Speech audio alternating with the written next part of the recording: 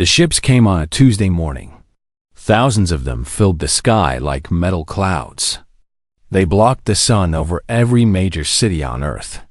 People stopped their cars in the middle of roads. They walked out of offices and stores. They looked up and felt their hearts go cold.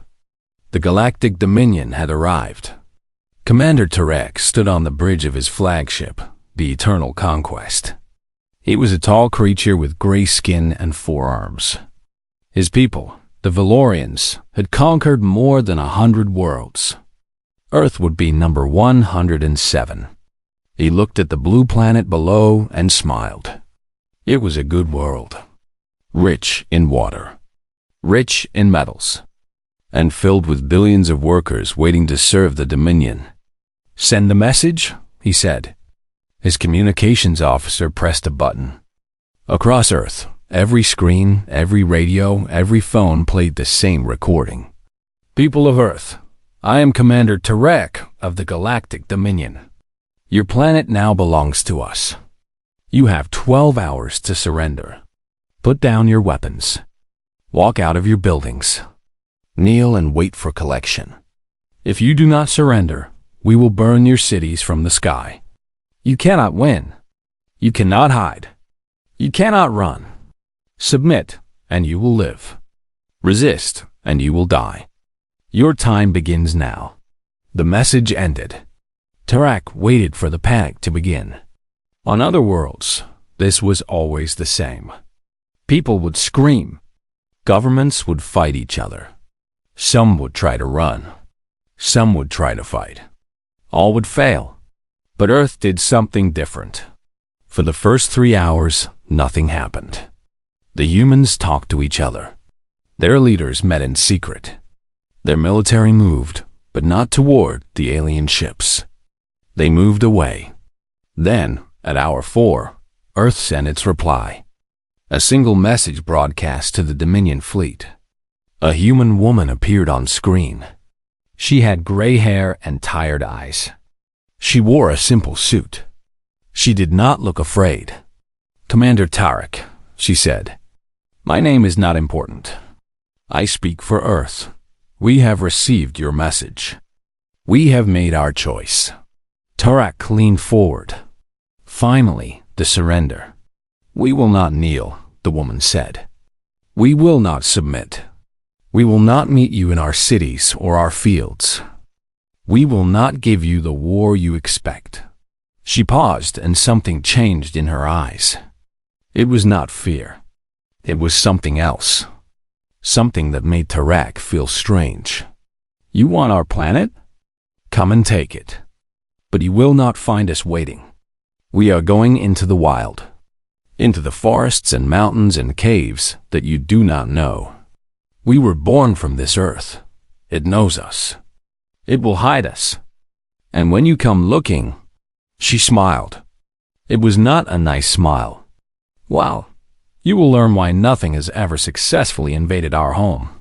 The screen went black. Tarek stared at the empty display. Around him, his officers were silent. Then he laughed.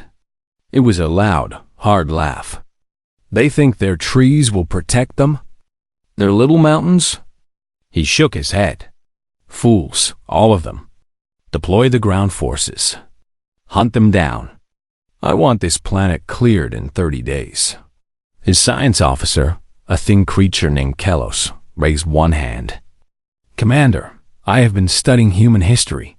They have a long tradition of what they call guerrilla warfare. Perhaps we should." "Should what?" Tarek snapped. "Be afraid of primitives who hide in bushes? We have conquered species with far greater technology. These humans have nothing. No shields. No space fleet. No energy weapons. They are children playing games." "Yes, Commander. But their history shows their history is over. We are their future now. Begin the landing." Kelos said nothing more, but he saved his research files.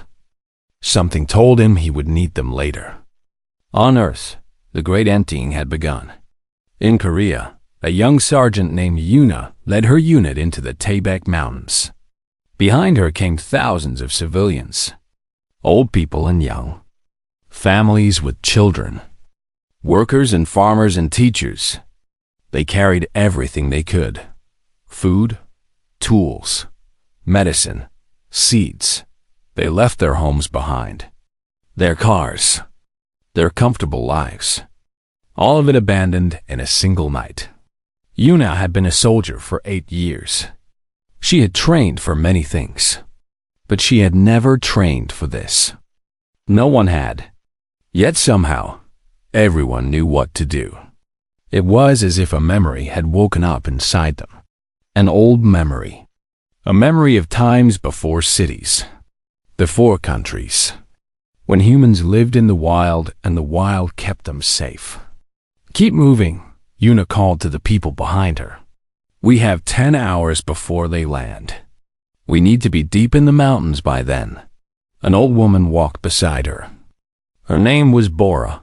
She was 70 years old, and she walked without complaint. "My grandmother told me stories," Bora said, "about the old times, when enemies came and the people went to the mountains. She said the mountains always protected us." Yuna looked up at the peaks ahead. They were tall and covered in thick forests. Thousands of caves hid in those rocks. Hundreds of valleys that no map showed. "The mountains will protect us again," Yuna said. "But this time, we will do more than hide." She thought about the training she had received, the books she had read, the history of her people. Korea had been invaded many times. China, Japan, Mongolia, America. Each time, the mountains had saved them. Each time, the invaders had learned that Korea was not easy to hold. Now invaders came from the stars. They had ships and weapons that Korea could not match. But they did not know these mountains. They did not know these forests. They did not know the 1,000 ways that humans had learned to fight without fighting. Yuna smiled. It was the same smile that the woman on the broadcast had worn. The aliens wanted a war. They would get something else. Something worse. Captain Vorn hated this planet. He had fought in 12 campaigns across the galaxy. He had seen worlds of ice and worlds of fire. He had faced enemies with claws and enemies with guns. But he had never faced anything like Earth. The planet looked beautiful from space. Blue and green and peaceful. But on the ground, it was something else. The air was too thick. The sun was too bright. And the forests were wrong. Vorn led his unit of 200 Valorian soldiers into the Taebaek Mountains. They had been hunting for 3 days. Their scanners showed nothing. Their drones found nothing. The humans had simply vanished. "This is impossible," said Lieutenant Crix, walking beside him. 3 billion humans lived on this continent. Where did they all go? "Underground," Vorn said. "In caves. In tunnels. They are hiding like rats. But our deep scanners should find them. We can detect life forms through 100 meters of rock." Vorn did not answer. He had no answer. The technology that had conquered 100 worlds was failing on this primitive planet. The scanner showed only animals, birds, deer, small creatures that ran through the trees. But no humans. It was as if the Earth itself was hiding them. On the third night, Private Sono disappeared. He had been standing guard at the edge of camp. One moment he was there. The next moment he was gone. No sound. No struggle. No body. Just empty air where a soldier had been. The unit searched for 6 hours. They found nothing. Not even footprints. "Maybe he ran away," someone suggested.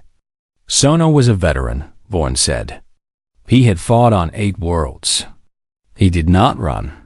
The next night, 2 more soldiers vanished. Again, no sound. No sign. Just empty space. Vorn reported to Commander Tarek. The commander was not pleased. "You are telling me that your soldiers are disappearing?" Into thin air? Yes, Commander. We have found no evidence of attack. No bodies. Nothing. Then they are deserting. Find them and execute them. Sir, with respect, I do not believe they are deserting. I believe the humans are taking them. There was silence on the communication line. When Tarek spoke again, his voice was cold. Then find the humans and kill them. That is your job, Captain. Do it. The line went dead.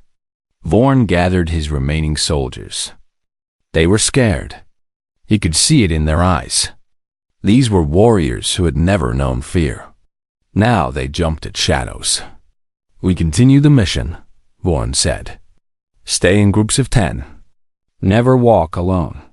Watch each other. They pushed deeper into the mountains. The forest grew thicker. The paths grew narrower. And the disappearances continued. On the 5th day, they found a village. It was small, maybe 50 houses built on the side of a mountain. The buildings were empty. Food still sat on tables. Clothes still hung on lines. It was as if the people had simply stood up and walked away in the middle of their day. Search everything, Vorn ordered. His soldiers spread out through the village. They moved carefully, checking each house. They found nothing useful. No weapons. No communications equipment. Just the ordinary things of ordinary lives. Toys, books, photographs of smiling families. Private Tosh entered a house at the edge of the village. Inside, he found a table set for dinner.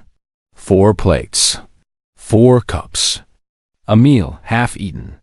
He looked at the food and felt something strange. These were not monsters. These were people. People who had eaten dinner with their families. People who had left everything behind to hide from him. For the first time, Tosh wondered if he was on the wrong side. Then the floor gave way beneath him. He fell into darkness.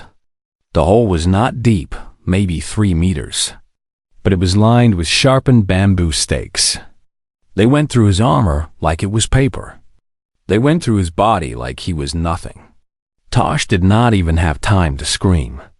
Above, his unit heard the crash. They ran to the house. They found the hole. They found Tosh at the bottom, his body broken on the stakes. Trap, Lieutenant Crix whispered. It was a trap. After that, the traps were everywhere. Paths that looked solid would collapse into pits. Trees would fall when triggered by thin wires. Rocks would slide down hillsides, crushing anyone below. The humans had turned the entire mountain into a weapon. But the worst part was not the traps. The worst part was what came after. Soldiers who survived the traps would find messages.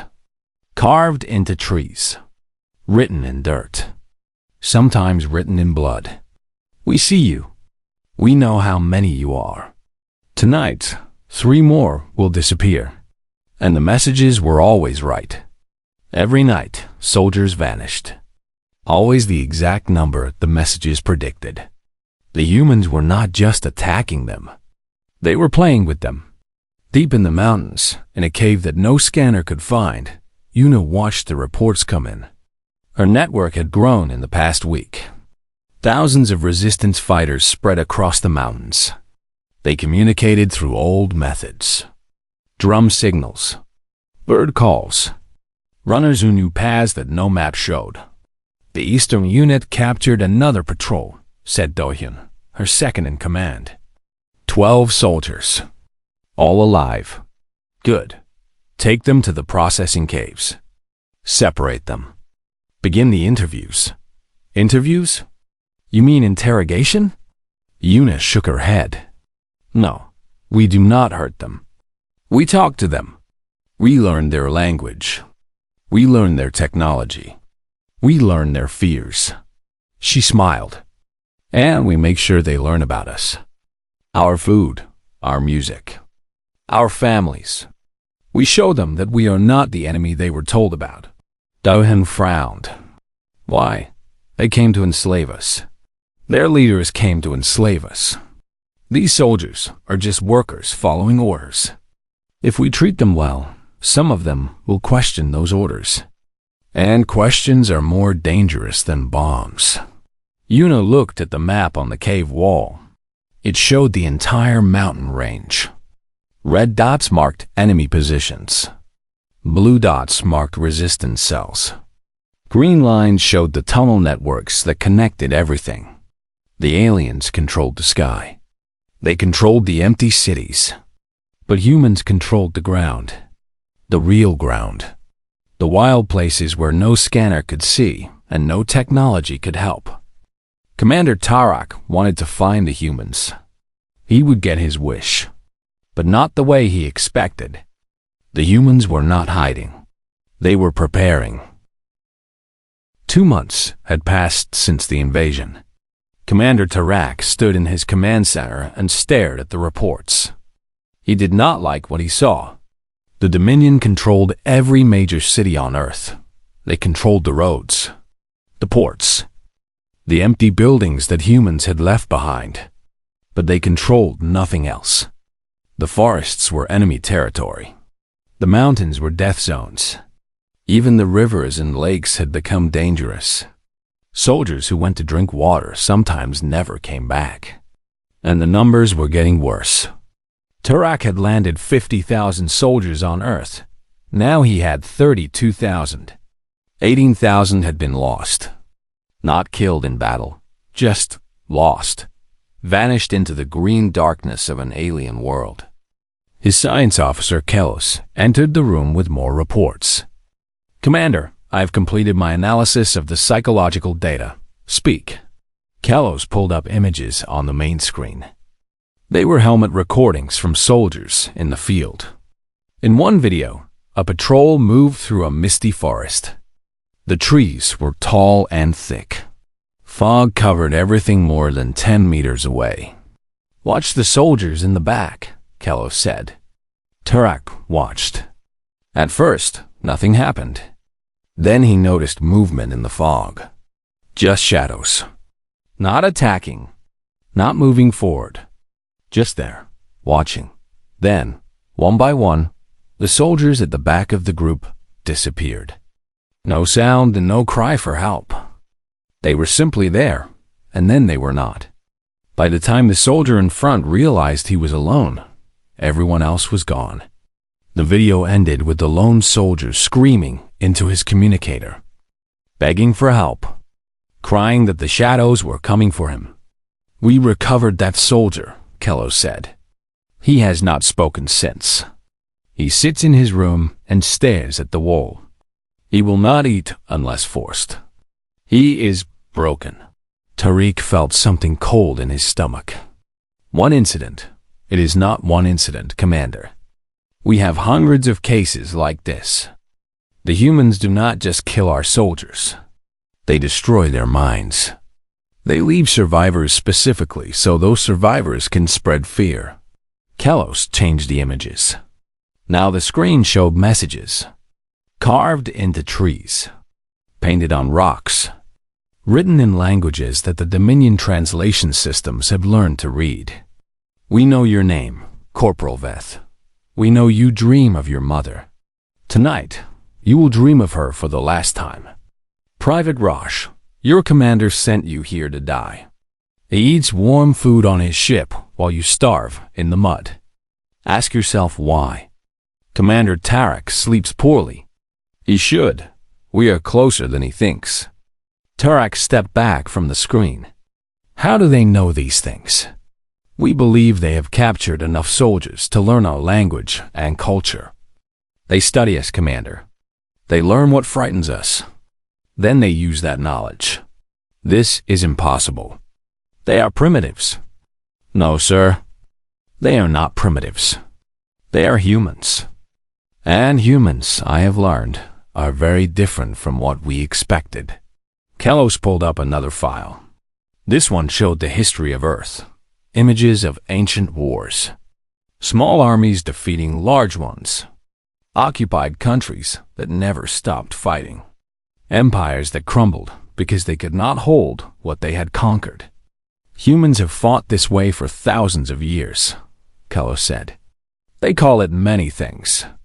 Guerrilla war, resistance, insurgency. The strong army fights in the open.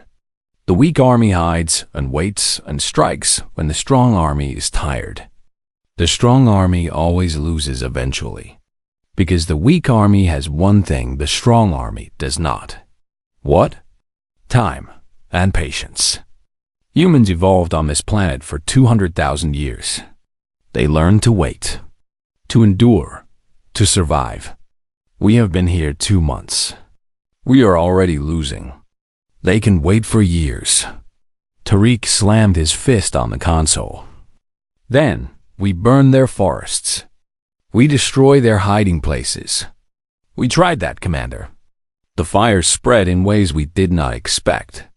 3 supply bases were destroyed by fire we started ourselves. The humans seem to understand this planet's weather and winds better than our models do. Of course they did, Tariq realized. This was their home. They knew every rock, every tree, every way the wind blew. The Dominion was fighting a world that hated them, and worlds were very hard to defeat. Far below, in the network of caves and tunnels that spread across the mountains, Sujin taught a class of new fighters. Her students were a mixed group. Some had been soldiers. Some had been farmers. One had been a banker. One was a grandmother who had never held a weapon in her life. But they all had the same look in their eyes. The look of people who had lost their homes and wanted them back. Today we learn about fear, Sujin said. Not how to feel it, how to cause it. She held up a simple piece of paper. On it was writing in the Valorian language. This says, "We see you, Private Knox. How is your family?" The message is not true. We do not know Private Knox. We do not know anything about his family. But when he reads this, he will be afraid. He will wonder how we know. He will not sleep well. He will make mistakes. The grandmother, whose name was Myra, raised her hand. Is this not cruel? These soldiers did not choose to come here. No, they did not choose, Sujin agreed. And that is why we do not kill them when we can avoid it. We capture them. We talk to them. Some of them become our friends. But for those we cannot capture, we must fight with the weapons we have. And fear is a weapon that does not run out. She showed them more techniques. How to leave footprints that led nowhere. How to make sounds that seemed to come from all directions. How to create the feeling of being watched, even when no one was there. Humans are good at this, Sujin said, because we were prey once. Long ago, before we had fire or weapons, we were hunted by animals bigger and stronger than us. We survived by being smart, by hiding, by working together. Those instincts are still inside us. And now we use them to hunt those who came to hunt us. After the class, Myra approached Sujin. My grandson was taken in the first days, the old woman said, to a camp in the city. Do you think we will get him back? Sujin put a hand on Myra's shoulder. Yes, when we are ready, we will take back everything. Every person, every city, every piece of our world. The invaders think they have won because they control the buildings. But buildings are not a country. People are a country. And we are still here. Myra nodded slowly. What can I do? I am old. I cannot fight. You can make messages. You can watch and report. You can cook food and tend wounds.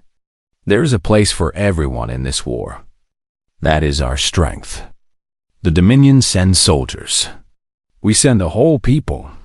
That night, 10,000 messages appeared across the occupied zones.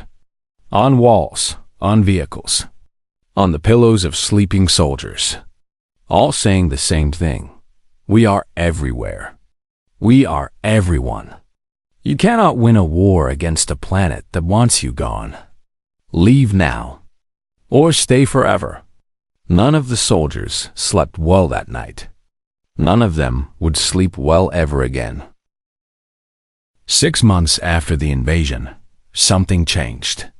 It started with a single broadcast, a message that reached not just Earth, but every world in the Galactic Dominion, every slave camp, every occupied city, every place where conquered peoples lived under Dominion rule. Commander Tarak was eating his morning meal when his communications officer burst into the room. "Sir, the humans have hacked our relay network." "What? That is impossible." "Our encryption.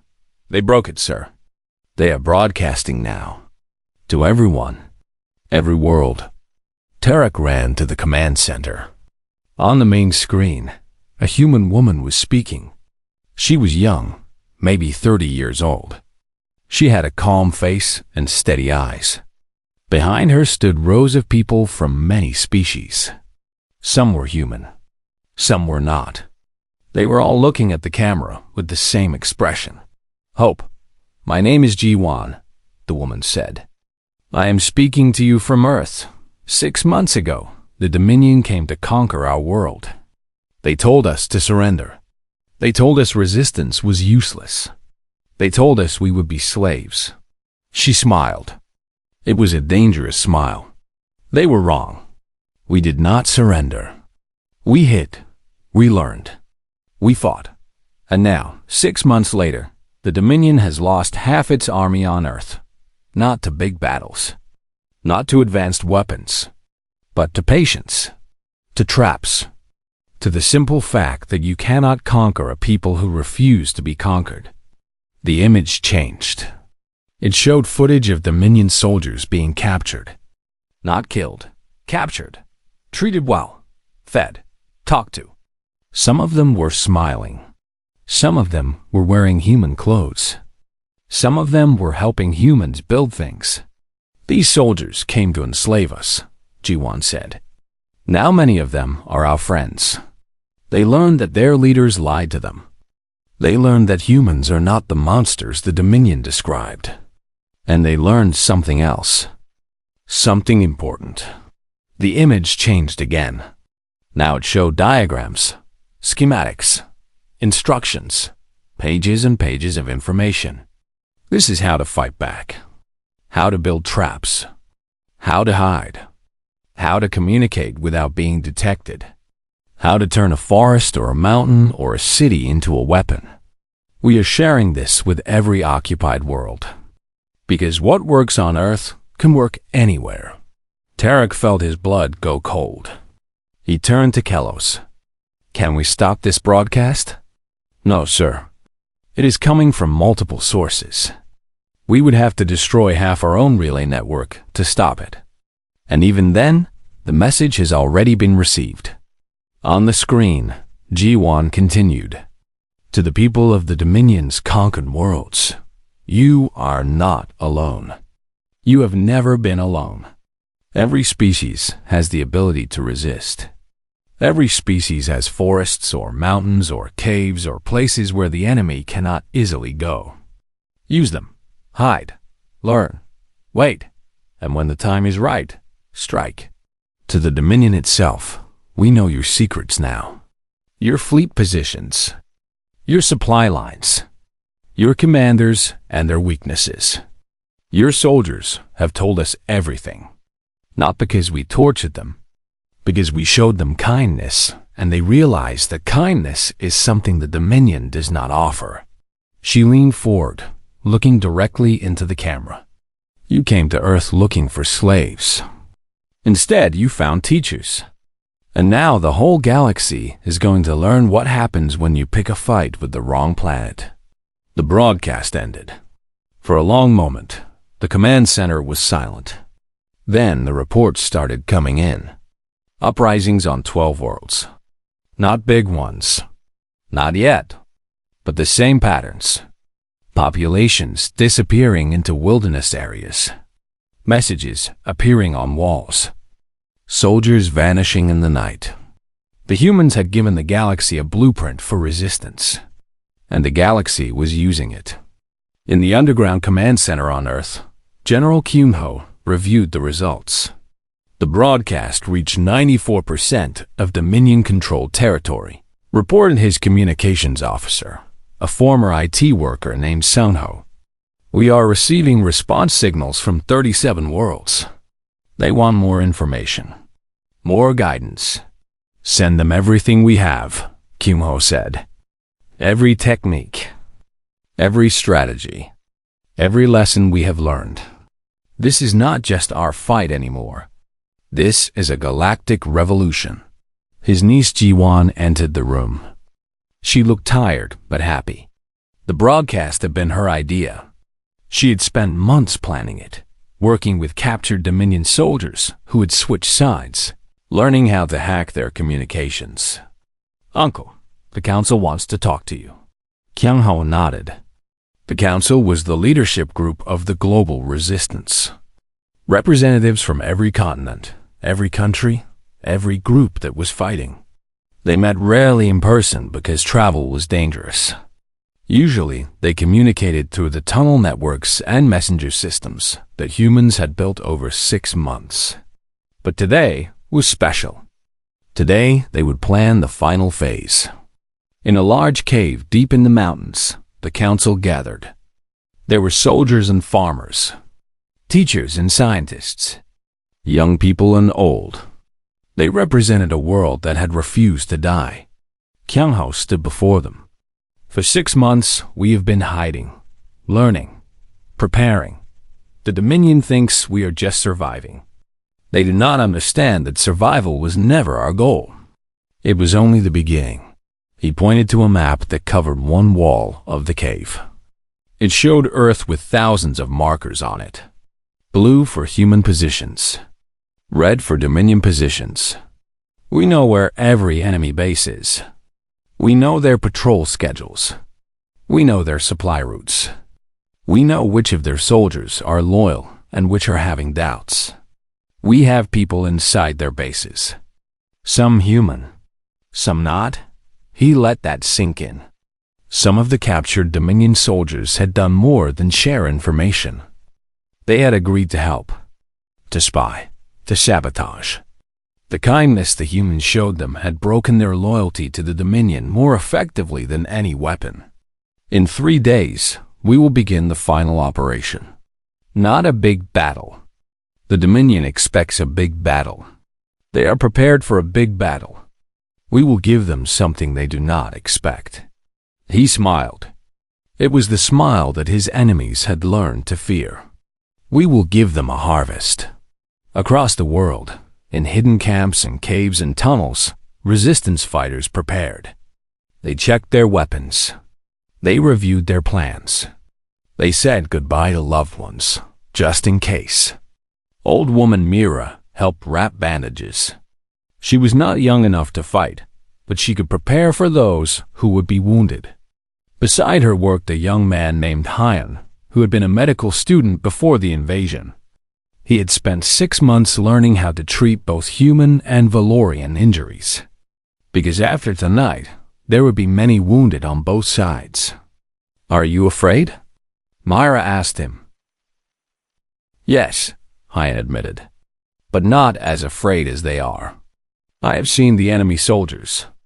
They jump at shadows. They cry in their sleep. They have already been defeated in their minds. We are just finishing what their fear started. Myra nodded. She thought about her grandson, still in the camp somewhere in Seoul. Soon, if everything went well, he would be free. Soon, everyone would be free. The countdown began. The attack came at midnight. Not in one place, everywhere.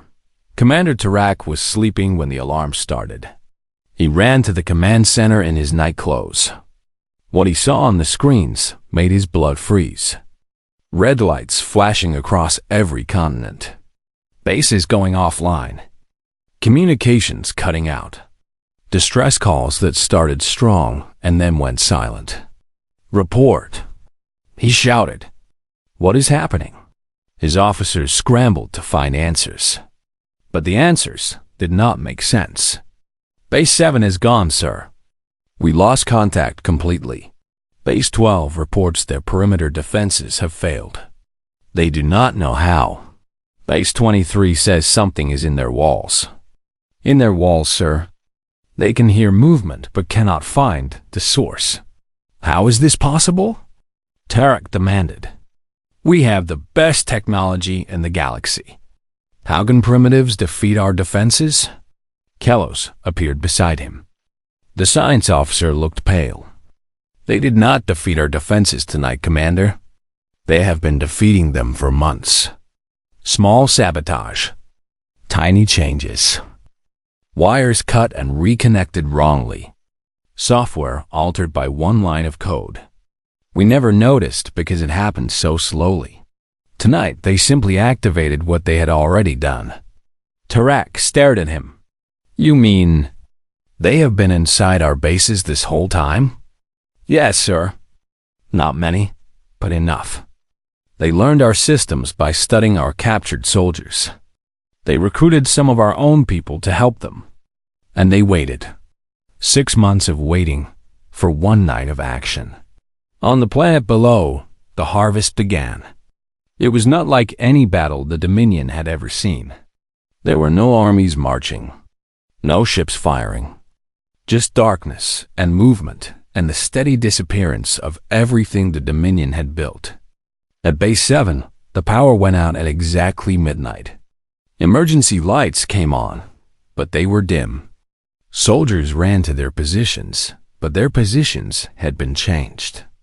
Walls that should have been solid had holes cut in them.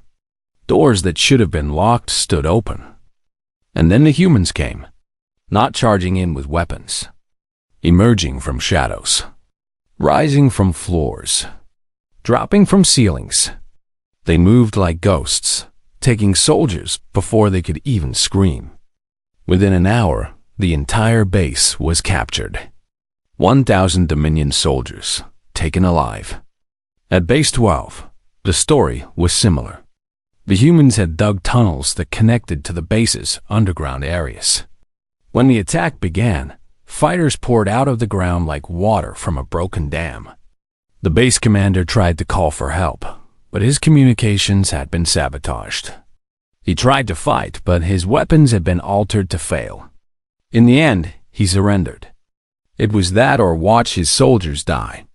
At Base 23, the humans had been hiding inside the walls for 3 days, living in maintenance tunnels, eating packed food, waiting. When midnight came, they emerged and took control in less than 30 minutes. Across the world, the same story repeated. Base after base fell, not to destruction, to capture. The humans wanted prisoners, not corpses. They wanted ships, not wreckage. They wanted everything the Dominion had brought, and they were taking it. On the flagship in orbit, Tarak watched his empire crumble. How many bases remain? He asked. 17, sir. Out of 94. Can we evacuate? We would need to land ships to collect our troops. If we land ships, the humans will capture them too. They have already taken 3 transport vessels that tried to rescue ground forces. Tarak closed his eyes. He had conquered 100 worlds. He had never lost. But this world, this primitive blue planet, had beaten him. Not with weapons, not with ships, with patience and planning and a refusal to accept defeat. What do we do, Commander? An officer asked. Tarak did not answer. He did not know. At dawn, the final broadcast came. This time, the speaker was a woman named Yumi. She had been an elementary school teacher before the invasion. Now she spoke to the leaders of 7 spacefaring civilizations. Commander Tarak, she said, we have captured 61,000 of your soldiers. We have taken 77 of your bases. We have seized 12 of your ships. She let those numbers sink in. Your soldiers have been treated well. They have been fed and given medical care. Many of them have told us that this is the best treatment they have ever received. Your Dominion sends them to die on strange worlds and does not care if they survive. We send them to comfortable prisons and make sure they are healthy. Think about what that means. Tarak watched in silence. Around him, his remaining officers were frozen. We are offering you a choice, Umbi continued. You can continue this fight. You can send more soldiers to die on our world.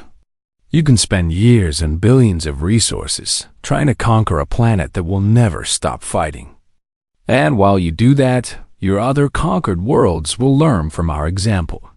Your empire will burn from the inside out. Or, she said, you can leave. Now, take your remaining soldiers and your remaining ships and go. Tell the rest of the galaxy that Earth is not worth the cost. That humans are too much trouble. That we are crazy and dangerous and not worth fighting. She smiled. It was a warm smile, but there was steel underneath. We will keep your captured soldiers, not as slaves, as guests. We will teach them about Earth, about humanity, about what life can be like when you are not under the Dominion's rule. And then, someday, we will send them home. They will carry stories. Stories about a world that fought back. Stories that will spread through your empire like fire. You came here to harvest our planet. Instead, we have harvested you. Your technology. Your soldiers. Your secrets. We will use all of it.